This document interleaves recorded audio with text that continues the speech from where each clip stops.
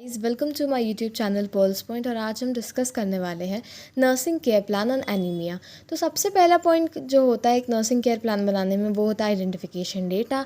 तो उसमें जो चीज़ें आ जाती है वो आती है मेरी name, age, sex, religion, address, education qualification, occupation, bed number, ward number, date of admission क्या है, कौन से डॉक्टर चार्ज पर हैं वो, डायग्नोसिस क्या है। तो ऑब्वियसली जो पेशेंट है उसे एनीमिया होता है। ये एक ऐसी कंडीशन होती है जिसमें कि जो ब्लड होता है उसमें इनफ आरबीसी नहीं प्रेजेंट होती, जिसके कारण जो ऑक्सीजन सप्लाई होती है वेरियस ऑर्गन्स में वो रिड्यूस्ड हो जाती है।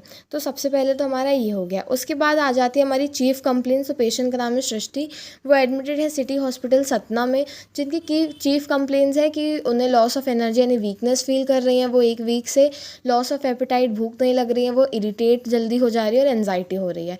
फिर आ जाएगा मेडिकल एंड सर्जिकल हिस्ट्री में। तो प्रेजेंट मेडिकल हिस्ट्री में हम वही लिखेंगे जो अभी की चीज़ें हो रही हैं। वो पास्ट में कुछ प्रॉब्लम थी तो हम पास्ट मेडिकल हिस्ट्री में आ जाती हैं वो। सर्जिकल हिस्ट्री प्रेजेंट तो कोई सर्जरी प्लान नहीं है बाय द फिजिशियन।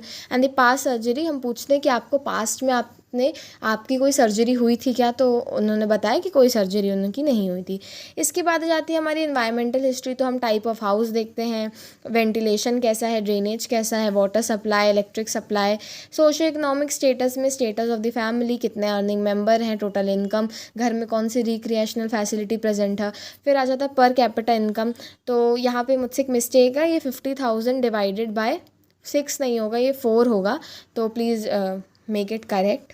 फिर आ जाएगा पर्सनल हिस्ट्री में। तो उसमें हम पूछेंगे क्या डाइटरी पैटर्न है, क्या डिसलाइक हैं, क्या लाइक्स हैं, कितना वाटर इनटेक है, स्लीपिंग पैटर्न, कोई हैबिट तो नहीं है अल्कोहल या फिर स्मोकिंग कंज्यूम की। तो ये चीज़ें इसमें आ जाएंगी। इसके बाद आ जाती है हमारी फैमिली ट्री। तो फैमिली ट्री में पेशेंट ने बताया कि उनकी फैमिली न्यूक्लियर फैमिली है, कोई भी उनके में कम्युनिकेबल डिजीज़ और हेरिडिटरी डिजीज़ देखने को नहीं मिली है।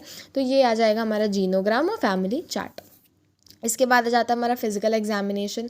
फिजिकल एग्जामिनेशन में सबसे पहले हम देखेंगे जर्नल अपीयरेंस, जिसमें आ जाएगा पेशेंट की हाइट, वेट, पेशेंट कॉन्शियस है या नहीं, ओरिएंटेशन देखेंगे, एक्टिविटी कैसी है, डल है, nourishment is mall nourish, skin texture obviously dry होगा, स्किन जो कलर है वो होगा पेल। इसके बाद जो भी वाइटल साइंस उस टाइम की रीडिंग होती है हम उसमें वाइटल साइन का लिख लेते हैं। ये हो गया हमारा वाइटल साइन के बारे में। इसके बाद आ जाता है हमारा head to toe examination.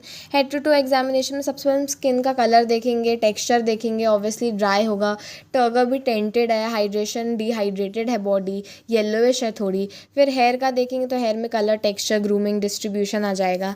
Head and face में देखेंगे तो ये सारी चीज़ें हमें देखने को मिलती हैं। इन चीज़ों का हम फिजिकल एग्जामिनेशन करते हैं। इसके बाद आ जाएगा हमारा आइज़। तो आइज़ की हम बेसिकली आईब्रो, आईलिड्स देखेंगे। तो आईलिड्स थोड़ी हमें संकीन दिख रही हैं, कंजक्टिवा पेल देखने को मिल रही है। ईयर्स में कोई discharge, hearing problem, position, symmetry check करते हैं। नोज़ में भी वही कि ऑब्स्ट्रक्शन नहीं है, कोई डिस्चार्ज। माउथ में लिप्स हैं तो थोड़े ड्राई कोटेड लिप्स दिख रहे हैं। फिर नेक का आ जाएगा। तो ये सारी हमारी चीज़ें हो गई फिजिकल एग्जामिनेशन की। अब इसमें और जो चीज़ें लिखते हैं नेल्स के बारे में, चेस्ट, तो एब्डोमेन का जब इंस्पेक्शन करेंगे तो इंस्पेक्शन में हमें मिला कि उन्हें रैशेज़ और स्कार्स हैं। ऑस्कल्टेशन में बोन साउंड प्रेजेंट है, पैल्पेशन में स्प्लीन का एनलार्जमेंट नहीं मिला, और परकशन में एब्सेंस ऑफ गैस है। फिर एक्सट्रीमिटी का करेंगे और जेनिटेलिया का करेंगे। तो ये आ जाता है पूरा हमारा फिजिकल एग्जामिनेशन। आगे हमारा लैब इन्वेस्टिगेशन। तो हीमोग्लोबिन 6.5 ग्राम पर DL जो ऑब्वियसली कम है, 11 से 15 होना चाहिए ही। हेमाटोक्रिट भी कम आया है। मेडिकेशन में आयरन डेक्स्ट्रोन चल रहा है, फेरस ड्यूमरेट चल रहा है, फेरस सल्फेट, और अगर इफ़ नीड ज़रूरत तो ब्लड ट्रांसफ्यूजन की सिचुएशन बनती है। नर्सिंग डायग्नोसिस बनेगा वो होगा हमारा फियर और एनजाइटी, हॉस्पिटलाइजेशन के कारण, imbalance nutrition, fluid volume deficit, and last is the fatigue या फिर वीकनेस। तो हम अब डील करते हैं नर्सिंग केयर प्लान में। तो पहला नर्सिंग केयर प्लान हमारा है ये। असेसमेंट में हमने देखा कि पेशेंट की मदर ने कंप्लेन किया कि चाइल्ड को वीकनेस हो रही है। हमने भी देखा कि HB का लेवल लो है। तो डायग्नोसिस हमारा बनेगा fatigue related to decrease haemoglobin level and diminished oxygen carrying capacity of the blood to the body. Goal ultimately होगा कि फटीग को रिड्यूस करना है। फिर हमारी जो इंटरवेंशन और इम्प्लीमेंटेशन में हम देखेंगे ये सारी चीज़ें, HB काउंट देखेंगे, rest, sleep, energy conservation technique, medications देंगे। तो ये हो गया हमारा पहला फिर आ जाएगा हमारा अगला, आ जाएगा fear and anxiety related to therapeutic regimen and hospitalisation as evidence by observation. इसकी में सब्जेक्टिव डेटा, ये नर्सिंग डायग्नोसिस, गोल है to reduce the anxiety, this is the planning and interventions implementations. फिर आ जाएगा थर्ड हमारा, इसमें पेशेंट ने बताया कि वो हंग्री फील कर रहे हैं, उन्हें डिस्कम्फर्ट फील हो रहा है, और तो नर्सिंग डायग्नोसिस बन जाएगा इसमें imbalance nutrition, less than body requirement related to reduced appetite and alter metabolism due to anaemia. तो ऑब्वियसली हमें कुछ इंटरवेंशन ऐसे करने होंगे जिससे इम्प्रूव हो पाए हमारी डाइट। तो ये सारी हो जाएंगी, न्यूट्रिशन स्टेटस असेस करेंगे, न्यूट्रिएंट रिच फूड देंगे, डिस्कम्फर्ट वाली चीज़ें अवॉइड करेंगे, प्लेंटी ऑफ वाटर या प्लेंटी ऑफ फ्रेश जूसेस पीने को बोलेंगे। ये सारी चीज़ें हमारी इसमें आ गई। फिर अगला है हमारा इसमें फ्लूइड वॉल्यूम डेफिसिट, क्योंकि डिहाइड्रेशन हो गया है, क्योंकि उन्होंने एडिक्वेट फ्लूइड नहीं लिया है और उन्हें वॉमिटिंग भी हो रही थी। You can mention it also in the chief complaints कि पेशेंट ने वॉमिटिंग भी बताया था।